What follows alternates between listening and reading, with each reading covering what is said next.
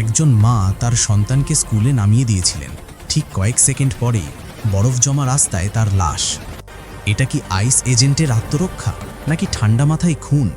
আপনাকে এই মর্মান্তিক ভিডিওটি দেখতেই হবে, যা কর্তৃপক্ষ গোপন রাখতে চেয়েছিল। পুরো ঘটনাটি জানতে শেষ পর্যন্ত থাকুন। এটি ইমিগ্রেশন রেড সম্পর্কে আপনার ধারণা বদলে দিতে পারে।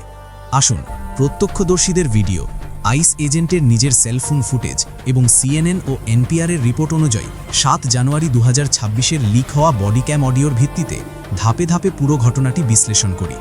ঘটনার শুরু সকাল 8টার দিকে মিনিয়াপোলিসের 34তম স্ট্রিট এবং পোর্টল্যান্ড অ্যাভিনিউর কাছে এক তুষার পড়া সকালে 37 বছর বয়সী রেনে নিকোল গুড, একজন মার্কিন নাগরিক এবং 3 সন্তানের মা, তার 6 বছর বয়সী ছেলেকে স্কুলে নামিয়ে দিয়ে ফিরছিলেন। তিনি গাড়ি চালাচ্ছিলেন, তখন তিনি লক্ষ্য করেন আইস এজেন্টরা কাছের একটি বিল্ডিংয়ে রেড দিচ্ছে, যা ট্রাম্প প্রশাসনের জোরালো নির্বাসন অভিযানের অংশ ছিল। রেনে কোনো টার্গেট ছিলেন না, তিনি শুধু সাহায্য করতে এগিয়ে এসেছিলেন। প্রত্যক্ষদর্শীরা বলছেন তিনি গাড়ি থামিয়ে হাতে একটি বাঁশি নিয়ে নামেন, কোনো অস্ত্র নয়, শুধুমাত্র একটি বাঁশি। কিন্তু পরিস্থিতি দ্রুত খারাপের দিকে মোড় নেয়। এজেন্টরা তার এসইউভি ঘিরে ফেলে। লিক হওয়া ফুটেজে পরস্পর বিরোধী নির্দেশ শোনা যায়। একজন এজেন্ট চিৎকার করে বলছেন, গাড়ি চালিয়ে চলে যাও। অন্যজন চিৎকার করছেন, গাড়ি থেকে বেরিয়ে আসো। রেনে শান্ত থেকে উত্তর দেন, ঠিক আছে ভাই, আমি তোমাদের উপর রাগ করিনি, এবং তিনি নির্দেশ মানতে ধীরে ধীরে গাড়িটি সামনে বাড়ানোর চেষ্টা করেন। ঠিক তখনই এজেন্ট জনাথন রস উইন্ডশিল্ডের ভিতর দিয়ে 2-3 রাউন্ড গুলি চালান। ভিডিওতে সেই ভয়ঙ্কর মুহূর্তটি ধরা পড়ে।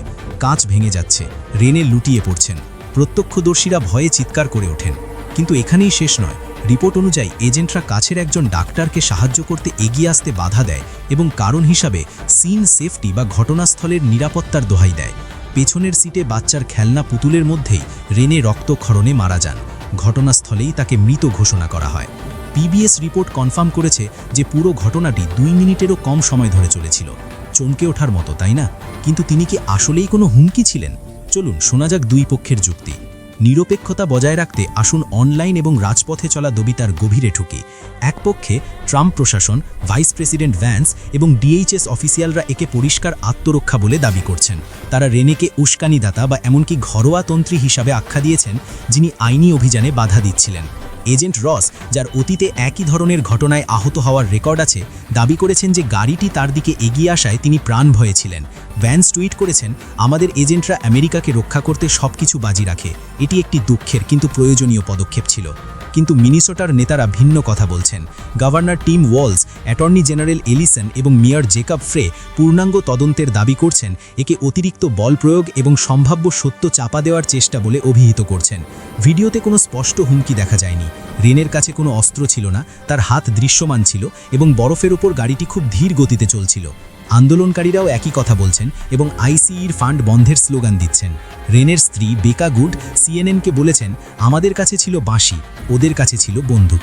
মিনিয়াপোলিস, পোর্টল্যান্ড, হিউস্টন সহ দেশজুড়ে প্রতিবাদ ছড়িয়ে পড়েছে। প্ল্যাকার্ডে লেখা, রেনের জন্য ন্যায় বিচার। BBCর রিপোর্টগুলো তুলে ধরছে যে ভিডিওগুলো কিভাবে সরকারি ভাষ্যের সাথে সংঘর্ষ করছে। তাহলে এটি কি আত্মরক্ষা ছিল নাকি খুন? ফুটেজ তো সবার সামনেই আছে। আপনি কি দেখছেন? রাজনীতির ঊর্ধ্বে এটি একটি মানবিক ট্র্যাজেডি। রেনে নিকোল গুড কোনো উগ্রবাদী আন্দোলনকর্মী ছিলেন না। তিনি ছিলেন একজন দয়ালু কবি, একজন পুরস্কারপ্রাপ্ত লেখক, যার কাজ ছিল ভালোবাসা এবং সম্প্রদায়কে নিয়ে। গিটার বাজানো ছিল তার হবি। তিনি 3 সন্তানকে বড় করছিলেন, যার মধ্যে সেই 6 বছরের ছেলেটিও ছিল, যাকে তিনি মাত্রই স্কুলে নামিয়ে দিয়েছিলেন। নতুন জীবন শুরু করতে তিনি সম্প্রতি মিনিয়াপোলিসে এসেছিলেন।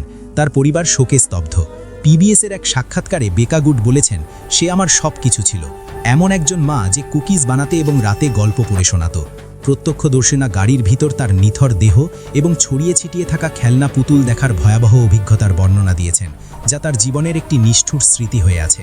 তার সম্মানে আয়োজিত শোকাসভায় হাজার হাজার মানুষ জড়ো হয়েছে, পাঠ করা হয়েছে কবিতা। তার পরিবারের জন্য খোলা GoFundMe-তে মাত্র কয়েকদিনেই $1.5 মিলিয়ন বেশি সহায়তা জমা পড়েছে, যা মানুষের সমর্থনের প্রমাণ। কল্পনা করুন, আপনার সন্তানকে স্কুলে নামিয়ে দিয়ে আপনি আর বাড়ি ফিরলেন না। এটি হৃদয় বিদারক এবং এটি প্রশ্ন জাগাচ্ছে যে ICE আসলে কাদের সুরক্ষা দিচ্ছে। এটি কোনো বিচ্ছিন্ন ঘটনা নয়, এটি ট্রাম্প প্রশাসনের গণনির্বাসন অভিযানের সাথে যুক্ত, যা মিনিসোটার মতো ব্লু স্টেট বা ডেমোক্র্যাট রাজ্যগুলোকে লক্ষ্য করে আক্রমণাত্মক ICE রেড চালাচ্ছে। করদাতাদের টাকার অপচয় নিয়ে বিতর্ক চলছে। সিএনএনের রিপোর্ট অনুযায়ী অর্থনৈতিক চাপের মধ্যেও এই অভিযানগুলিতে কোটি কোটি টাকা খরচ হচ্ছে। এখন 2026-এর মধ্যবর্তী নির্বাচনের আগে এই ঘটনা ভোটের মোড় ঘুরিয়ে দিতে পারে। এফবিআই তদন্ত করছে, আইসিইর বিরুদ্ধে প্রশাসনিক মামলার প্রস্তুতি চলছে এবং নাতীয় ক্ষোভ সংস্কারের দাবিকে উস্কে দিচ্ছে। প্রতিবাদ ছড়িয়ে পড়ছে, যা পুলিশের জবাবদিহিতার মতো বৃহত্তর ইস্যুগুলোর সাথে যুক্ত। এটি কি পরিবর্তনের স্ফুলিঙ্গ হবে নাকি বিভাজন আরও বাড়াবে? তাহলে এটি কি আত্মরক্ষা ছিল নাকি অতিরিক্ত বল প্রয়োগ? নিচে কমেন্ট করে আপনার মতামত জানান। আইসিইর কি ফেডারেল তদন্তর মুখোমুখি হওয়া উচিত? আপনি যদি এরকম আরও গভীর বিশ্লেষণমূলক ভিডিও চান তাহলে লাইক দিন, এই ঘটনার আপডেট পেতে সাবস্ক্রাইব করুন এবং সবাইকে জানাতে শেয়ার করুন। দেখার জন্য ধন্যবাদ। সবসময় আপডেটেড থাকুন, সচেতন থাকুন।